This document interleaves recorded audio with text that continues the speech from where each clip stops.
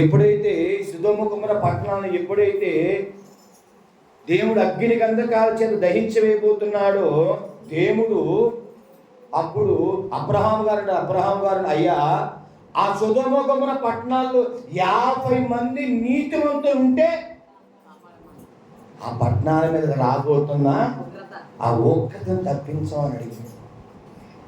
ప్రభు సరే అన్నాడు. అనగానే అబ్రహాం గారికి మరణం వచ్చి, అయ్యా 50 మంది కాదు, 40 మంది ఉంటే, 30 మంది ఉన్నా, 20 మంది ఉన్నా, 10 మంది ఉన్నా విడిచిపెట్టయ్యా అని అడిగాడు. కానీ ఆ 2 పట్టణాల్లో చూసిన 10 మంది కూడా లేరు.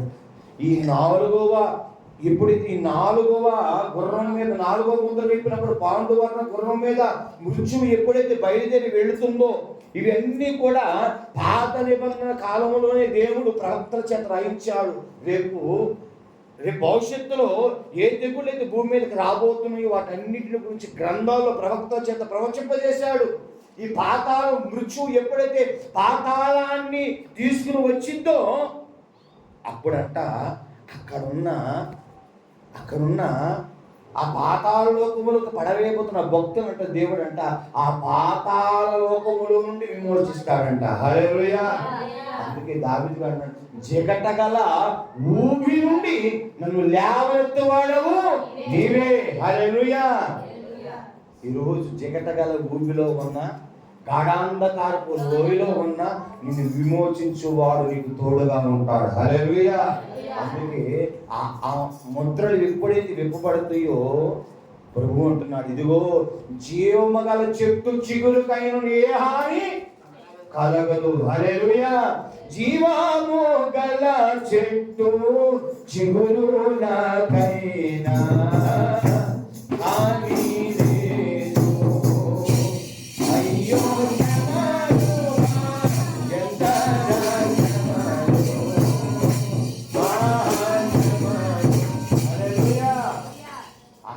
రాబోతాయి అంట. ఆ శ్రమల్లో మృత్యు అనేక మందిని పాతాళ లోకము పడవేస్తూ ఉంటే నీతిని కలిగి దేవుని ధరించి దేవుని కొరకు రాకపోయి ఎదురు చూసేవారంట. పాతాళ లోకములో ఉన్న దేవుడు విమోచిస్తాడంట. హల్లెలూయా. ఎప్పుడైతే 5వ ముద్ర విప్పబడిందో చదవండి. ఆయన 5వ ముద్ర విప్పినప్పుడు దేవుని వాక్యము నిమిత్తము సాక్ష్యం నిమిత్తము వధింపబడి వారి ఆత్మలను చాలు. ఎక్కడంట 5వ ముద్ర ఎప్పుడైతే ప్రభు విప్పుతాడో అక్కడంట బలిపీఠము కింద వాక్యము నిమిత్తము వారిచ్చిన సాక్ష్యము నిమిత్తము హతసాక్షులుగా మార్చబడిన వారి రక్తం మొరబెట్టిందంట. పరిశుద్ధుల రక్తం మొరబెట్టింది. జాగ్రత్త. ఎవరి రక్తం? పరిశుద్ధుల రక్తం, హేబేలు రక్తం మొరపెట్టింది. భూమిలో కయ్యూను చంపిన తర్వాత హేబేలు రక్తం భూమిలో ఉండి ఏం చేసిందంట? మొరపెట్టింది. అయ్యా, నా అన్న నన్ను చంపేశాడని హేబేలు రక్తం ఏం చేసింది? మొరపెట్టింది. ఆ మొర విన్న దేవుడు కయ్యూనుడు, కయ్యేను నీ తమ్ముడు ఎక్కడంటే నా తమ్ముడికి ఏమన్నా కాపలావాణిగా పెట్టావా అని అడిగాడు. అప్పుడు దేవుడు కయ్యూని శపించి వేశాడు. ఈరోజు పరిశుద్ధ రక్తం మొరపెట్టింది. స్తెఫను రక్తం మొరపెట్టింది. పేతురు గారి రక్తం, యోహాను గారి రక్తం, అపోస్తలుల రక్తము, పరిశుద్ధుల రక్తం బలిపీఠం కింద నాదా సత్యస్వరూపి పరిశుద్ధుడైన దేవా భూనివాస నిమిత్తం ఎంతకాలం మాకు తీర్పు తీర్చకుండా ఉంటావు మొరపెడుతుంది. 5వ ముద్ర విప్పినప్పుడు పరిశుద్ధుల రక్తం అంట బలిపీఠం క్రింద నుండి మొరపెట్టిందంట. అయ్యా, ఎంతకాలం అయ్యా, ఎంతకాలం, ఇంకా మేము ఎంతకాలం ఈ బలిపీఠం కింద మొరపెట్టాలయ్యా? ఇదిగో తీర్పు తీర్చే కాలం వస్తే, తీర్పు తీర్చబడితే మేమందరం నీ పక్కన కూర్చుంటాం. హల్లెలూయా. ఆ దినం ఎప్పుడు వచ్చిందయ్యా అని అంటే అక్కడున్న దూత అంటూ ఉంది, ఇంకా కొంతకాలం. ఇదిగో ఇట్టి శ్రమ, ఇట్టి బాధ నీ సహోదరులు ఇంకా కొంతమంది అనుభవించవలసి వచ్చింది, ఇంకా ఉంది. వారి లెక్క సంపూర్తయినప్పుడు తప్పక నేను మీకు తీర్పు తీస్తానంటాడు. హల్లెలూయా. ఈరోజు నీ క్రియ మంచిదైనా సరే చెడ్డదైనా సరే నువ్వు దేవుని న్యాయపీఠం ఎదుట న్యాయాధిపతి అయిన దేవుడు నిన్ను తీర్పు తీర్చే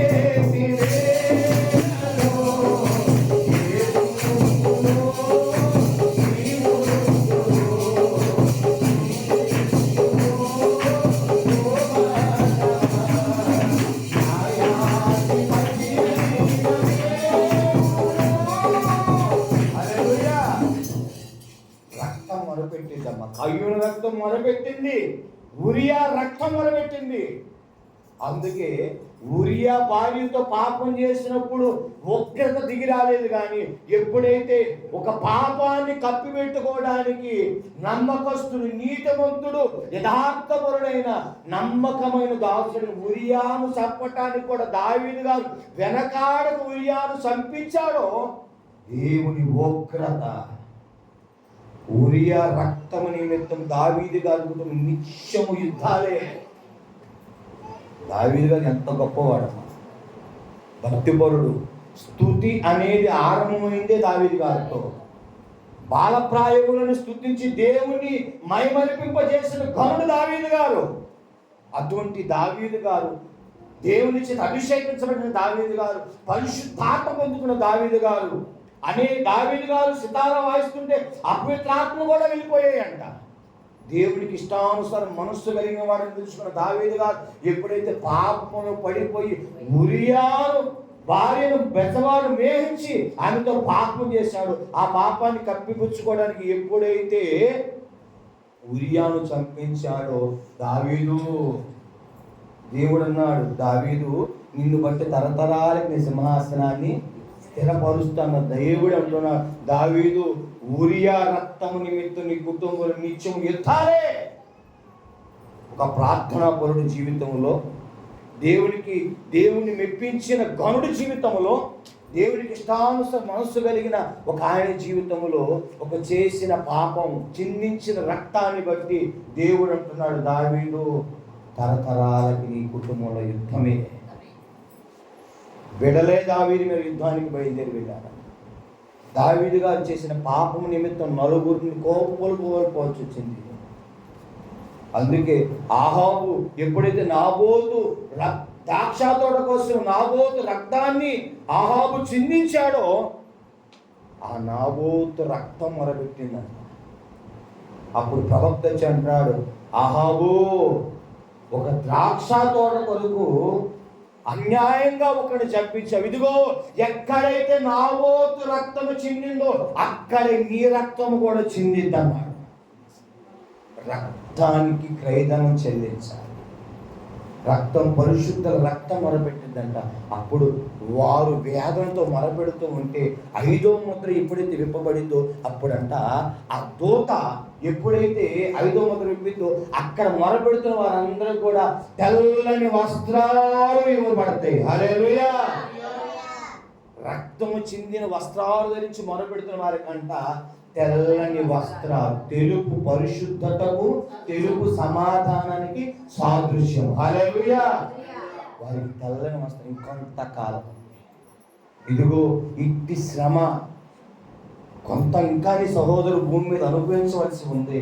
వారు అనుభవించి వారి రక్తం చిందించిన తర్వాత ఈ లెక్క మొత్తం కూడా సంపూర్ణం చేస్తా. హల్లెలూయా. 6వ ముద్ర ఎప్పుడైతే విప్పబడిందో నేను చూడగా సూర్యుడు చాలా ఇక్కడ 6వ ముద్ర ఎప్పుడైతే విప్పబడిందో పెద్ద భూకంపము కలిగాను.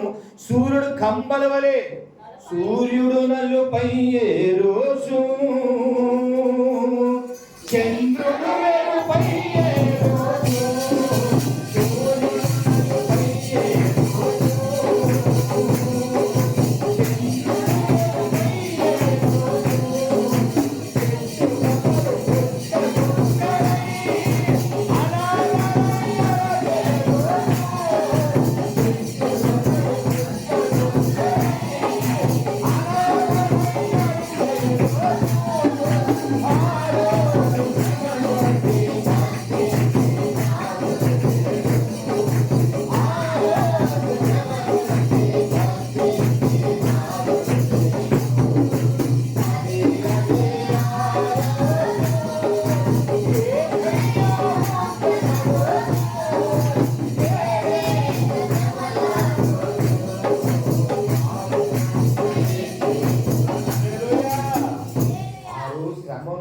తప్పించేవారే. ఆరో ముద్ర ఎప్పుడైతే విప్పబడితే పెద్ద భూకంపం కలిగిద్దంత సూర్యుడు నలుపైపోతాడు, అంటే చంద్రుడు.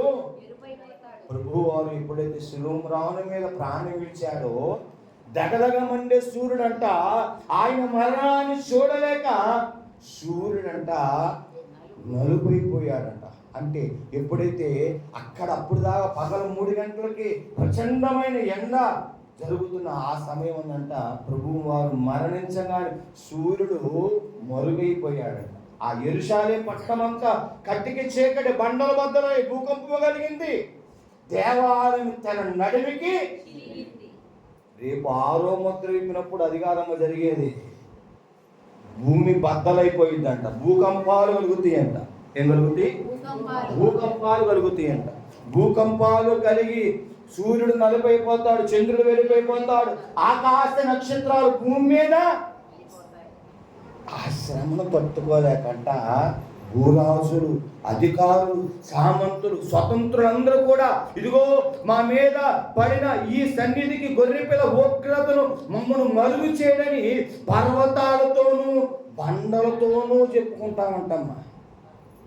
ఉగ్రతను తప్పించడానికంట బండ సందుల్లో దోతామంట, పర్వతాల గృహంలోకి వెళ్తామంట. కానీ ఆ ఉగ్రతను తప్పించేవాడు ఎవరు లేరు.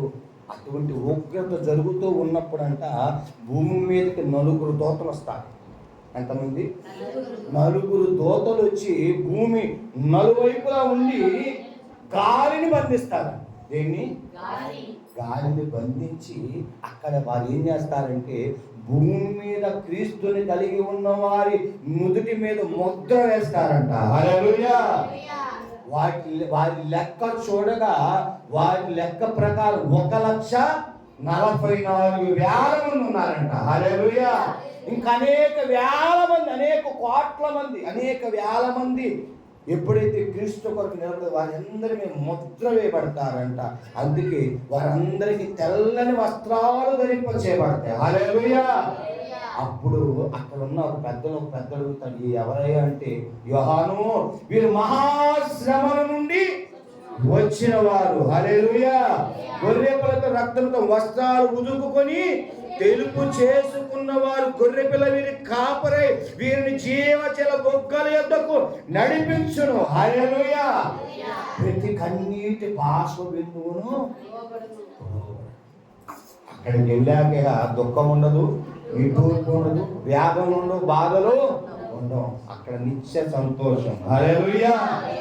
ఈ 6వ ముద్ర ఎప్పుడైతే పూర్తయిందో 7వ ముద్ర చదవండి. ప్రకటన గ్రంథం 8వ అధ్యాయం వచ్చిన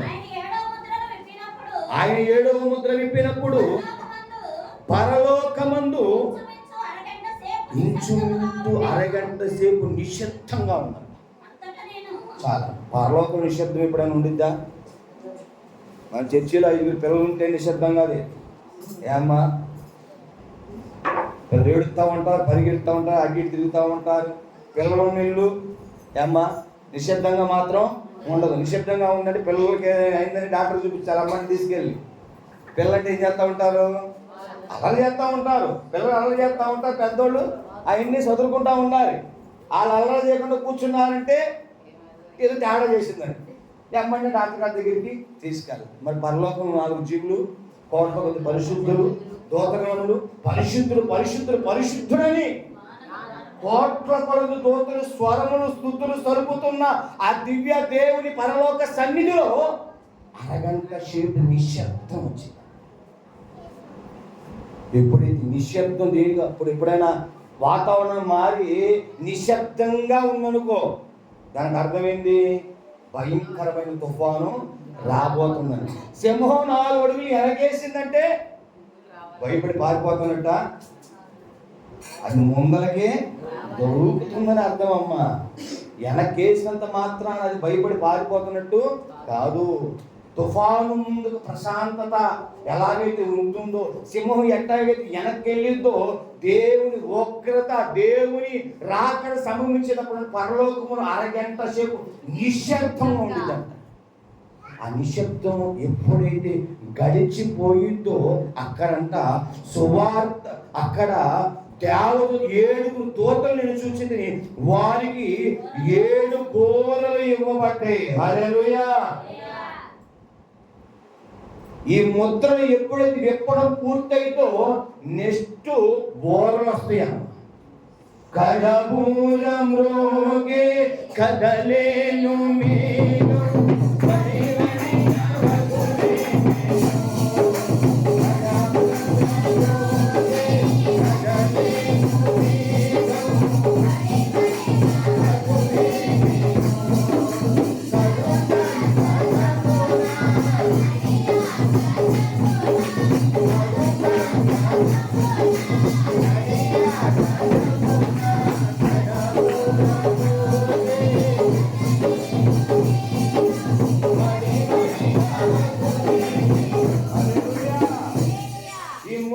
ఎప్పుడైతే పూర్తవుతాయో తర్వాత దూతల కంట బోర్లు స్టార్ట్ అదేమో. బోర్ల శ్రమ, ముద్రలోని ఇన్ని శ్రమలు ఉంటే ఆ శ్రమలు రాకముందే మనం ఈ పాటి విశ్వాసాన్ని గట్టిగా చేపట్టి ఏమ్మా మన యాత్ర ముగిస్తే మనం ఎంతో ధన్యులు. హల్లెలూయా. అందుకే వెళ్ళిపోయిన వాళ్ళు ఎంతో ధన్యులు. వారు భక్తి జీవితాన్ని కాపాడుకొని ఆత్మను రక్షించి దేవుని కొరకు దేవుని ఓక్రత రాకముందే వాళ్ళు వెళ్ళిపోయారంటే ధన్యులు వాడు. మనం కూడా అది కోరుకోవాలి. అయ్యా నీ ఓక్రత రాకముందే మమ్మల్ని పిలుచుకో. ఈ పాటి విశ్వాస జీవితం కలిగి ఉండగానే మమ్మల్ని పిలుచుకో. ఆ ఉగ్రతకు తాళగలుగుతామో లేదో. ఆ ఉగ్రత దినాలు రాకముందే, ఆ కడబోరం రోగకముందే, అయ్యా ఇదిగో ఆ శ్రమలు భూమి మీద కుమ్మరించక ముందే మా యాత్ర గురించి నీ కొరకు కనిపెట్టుకుని వాక్యం దయచేయమని ప్రార్థించాలి.